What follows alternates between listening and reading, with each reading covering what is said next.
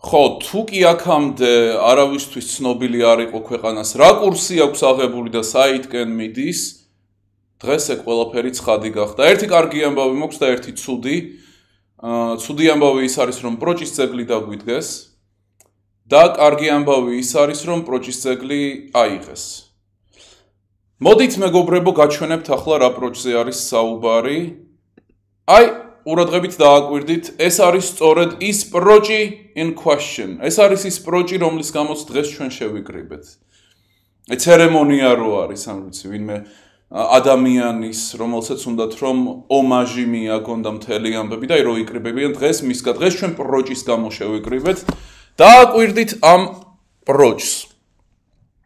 ამ პროჭის მოქანდაკე არის ერთი ჩინელი კაცი, ჩინჩონ რაღაც მოკლედ. და ეს დადგეს რუსთავში და მალევე აიღო მერიამ, იმიტომ რომ აი პროჭს გავდა.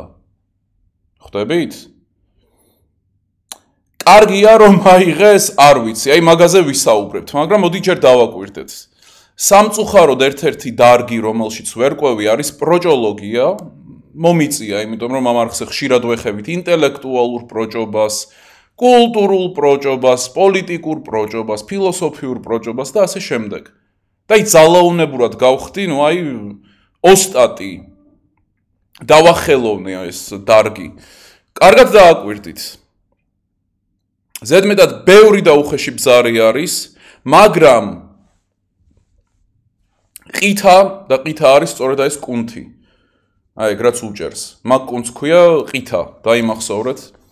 პროჭის ანატომია შესავალი. ყითა, როგორ თქვა, რეცესიული ყითა არის, ანუ ხედავთ რომ ნელ-ნელა თან ფართოვდება და თან ცოტავდება. ნუ კაი, შევეშოთ ცოტა ხნით საზღვრობა არის, მაგრამ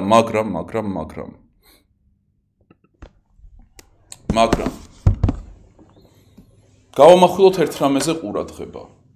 რომ იქნებე კარგი мотиваცია იქნებოდა რუსთაველი ადამიანებისთვის, რომ მალე დააღწიონ თავი რუსთავს. ეგეთი ვარიანტიც ხო უნდა იყოს, ეგეთი ვარიანტიც ხო უნდა განვიხილოთ, რა. მაგრამ თან თუ დააკვირდებოდით, თუ წაიკითხავდით უფრო სწორად, სახელი ამ ქანდაკების არის 64-ის კარიბჭე. და როცა ქრისტიანები საუბრობენ 64-ზე და ასე შემდეგ, და 64-ის კარიბჭეზე, მერწმუნეთ ასეთი რამ არ წარმოუდგენიათ. ვისაც ასეთი წარმოუდგენია 64-ის კარიბჭე, ის არის ათეისტი. ის არც არის ქრისტიანი. ჩინელი კაცი რა ის 64, ხო? მაგრამ მაინც დადეს, აი კურიერი რო გირეკავს რა, რომ აი უკვე მოვედი და მან რო ცხოვრობ და უკვე მოვედი და საერთოდ, ნუ აი პროჭ გახმათ, სამოდით და აი ქვე დაგხვდებით. სპართან, ან ნიკორასთან. ზირთადად ხო ეგრე იციან, ინდოელი კურიერი რო გირეკავს და არც გამარჯობა, არც არაფერი, უბრალოდ რო გეუბნება, აი უახლოესი მაღაზია რაც არის შენსა. სპარ. ნიკორა. კარფურ. აი ეგეთი რამე. მაგრამ სანამ აიღებდნენ, იქ წავიკითხე ერთ-ერთ იმაზე, იდო ტელევიზიის გვერდზე, Facebook-ზე, რომ თურმე მაგ დროს კახელი ტურისტები იყვნენ რუსთავში და რო ჩაუარეს ამ ქანდაკებას, თურმე ფანჯრები ჩაწეს და ხურდები შეყარეს, არ ვიცი რატომ, წაიკითხეთ კომენტარები გაიგებთ. ან კიდე ბავშვები რო იზრდებიან, აი ბავშვებს ხო უყვართ, ნუ არ ვიცი. ჩემს დროს მასე იყო, რომ აი რომ მსჯელობენ რა როგორია და ასე შემდეგ. და აი რელიგიური საუბრებიც ხო აქვთ ბავშვებს. ნუ აი ჩემ დროს ის იყო, რომ აი ვიწყებდით საუბარს ღმერთზე და მე რა ღმერთს არ უყვარს მასზე რომ საუბრობ. ხო და აი ბავშვები იზრდებიან. რუმე უწყლობაში, უბედურებაში ისედაც და აი ერთი ბავშვი მეორეს ამშვიდებს, რომ იცი 64 არის, რომელშიც აი კარგად მოიქეცი, იქ მოხვდებით. და აი როგორია და როცა წაიყვანს ერთი ბავშვი მეორეს, რომ წამო აი ხლა განახებ. შეხედე, ოპ. ხედავ იმ პროჭს. აი რომ მოვკვდებით, აი მან შევალთ და შემდეგ მოვხვდებით 64-ში. არ ვიცი. ათეიზმის პროპაგანდისტვის გადასარევი იყო, გადასარევი პროჭი არის და მოდი პირდაპირ ვთქვათ, რომ ეგ არის პროჭი. ხო? არ გავს ეგ არანაირ 64-ს. არ ერთზანთ ეგ გაშვენებთ უბრალოდ, რომ დარწმუნდეთ, ეს ერთი წამით. ეს ერთი ბიბლია. ერთი წამით მოვიტან ახლა დანარჩენებსაც. არ წახვიდეთ არსად. არ წახვიდეთ. აჰა, შემდეგი ბიბლიაც, მოიცი სად არის? ამჯერად ინგლისური ბიბლიები, ღმერთო ჩემო. KJV, ლეგენდარული KJV, ესეც მაქვს. მართლმადიდებლური სტადი ბიბლია, სასწაული ბიბლია. გენიალური ფუთნოუთებით ახსნა განმარტება ყველაფრით. ქართულიც. წაკითხული მაქვს, არ გავს 64 პროჭს. არც 64-ის კარიბჭე, არაფერი მსგავსი არ გავს პროჭს, გარწმუნებთ მაგაში. თან ის არის გასაკვირი, რომ ანუ აიღეს. ჯერ იფიქრეს ხო, რომ აი დაუდგათ, არ დაუდგათ. ნუ აი დაუდგათ, რატომაც არა. ან არ გაიკითხეს, ან მერე რატო აიღეს, რომ აი პროჭს გავსო ხალხმა თქვა? თვითონ რა ვერ მიხვდნენ? მესმის რომ რუსთავია ეხლა და ნუ თბილისში ვერ მოითხოვ ვერაფერს და ეხლა რუსთავს უნდა მოთხოვო, მაგრამ მაინც არ ვიცი. მაგრამ კარგი სიმბოლო არის, ეგ გვახსენებს კურსს. შვენივრად გვახსენებს კურსს, საით მივდივართ. და ამაში რა თქმა უნდა გულისხმობ აი პოპულაციურ ჩანაცვლებას, რაც გველოდება ქართველებს მაგას. იქ ფსიქიატრიის მხრივ საითკენ მივექანებით, რა მომავალი არის. ყველაფერი არის ცხადი, ამიტომ ერთის მხრივ უნდა დაეტოვებინათ. ჩემი აზრით, კარგი სიმბოლო იქნებოდა. აი ბიბლიაში არის ეგეთი მომენტი.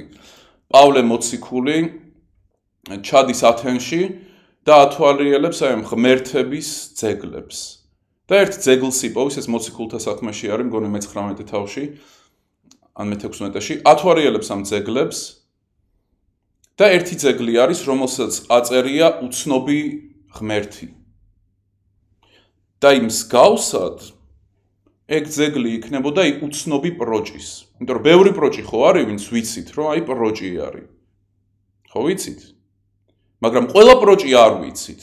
და ეს ძეგლი უნდა ყოფილიყო უცნობი პროჭის ძეგლი. ანონიმური პროჭის ძეგლი. და აზრიანი იქნებოდა. არ ვიცი, მეგობრებო, ხასიათი არ გაიფუჭოთ, რუსთავში წყალი გაიყვანეთ, უბედური ხალხი არის. მიეცით წყალი მაინც, რამე მაინც გააკეთეთ, შეინარჩუნეთ განწყობა, ყველაფერი იმედია კარგად იქნება, მაგრამ არ იქნება არაფერი კარგად. და გამოიწერეთ არხი და თუ შეიძლება, აი პროჭობაზე გამახსენდა. ბოლო რამოდენიმე ვიდეო ჩემი ეპარქიიდან გავიდა მოკლედ და სხვა ხალხსაც მიწვდა.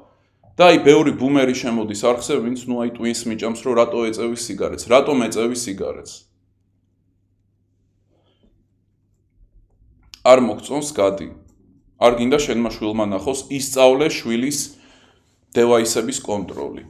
მესმის რომ ძალიან სასტიკ რამეს ვამბობ და ზედმეტად ბევრს ვითხოვ, როცა ვამბობ რომ მშობლის პასუხისმგებლობა არის შვილი რას ნახავს. ტელეფონში სად რას იზამს და ასე შემდეგ. მესმის რომ ძალიან სკანდალური რამე არის, როცა რაღაცნაირად მშობლებს ვავალდებულებ რომ შვილებს მიხედონ. მესმის რომ ეს სკანდალური განცხადება არის, მაგრამ სცადეთ. თუ არ გინდათ რომ შვილმა რამე ნახოს, გააკეთეთ ისე რომ არ ნახოს. მარტივი არის. წესიერი მშობლები ასე იქცევიან. თუ თქვენ ეგ არ შეგიძლიათ, ნუ ეგ თქვენი პრობლემა არის, ჩემი არა. კაი? ზოგადად აი ეგ მოვიშოროთ რა, ყველაფერში სხვებს რო ვადანაშაულებს და საკუთარ თავს არაფერში. ან უბრალოდ იმისთვის რომ ვადანაშაულებთ, რომ აი უბრალოდ არ მივიღოთ დარტყმა რა, ანუ ეგ ისეთი ხრიკი არის, ძალიან ისეთი მდაბიო ხალხის საყვარელი ხრიკი, რომ თავიდან საკუთარ თავზე ცუდ სიტყვიან, რომ მე ვერაფერი შეუბრუნო. და აი მე გადაწყვეტებიან სხვებს, არ ჭრის ეგ არაფერი, არ მოგწონს სიგარეტი, არ მოგწონს კულტურა? არ მოგწონს? არ მოგწონს ელეგანტურობა, დაბიო? აი, მაშინ არ მიყურო. მე არ გაძალებ. მაგრამ ნუ ბედავ, მართლა ეგ არის, ნუ აი არ არის კარგი რამ. ნუ ბედავ, რომ მივარდები არხზე, ჭკუას მარიგებ აქ, რომ აი როგორ მოვიქცე, როგორ არა. მოვწიო, არ მოვწიო. სპეციალურად თქვენს გამო ორკოლოფზე ავალ. კიბოს ავიკიდებ თქვენს გამო. რაც მეც დაწერთ რომ არ მოწიო, მით მეც მოუწევ. ეგრე მოქმედებს ჩემი ტვინი. კონტრარიანელის ტვინი ასე მოქმედებს. ამიტომ აზრი არ აქვს. ხოდა. კიდე რა პროჭობა შეიძლება გავიხსენოთ? პროჭობას რა დალევს? ამიტომ სჯობს რომ ცოტა პოზიტიურ ნაწილზე გადავიდეთ.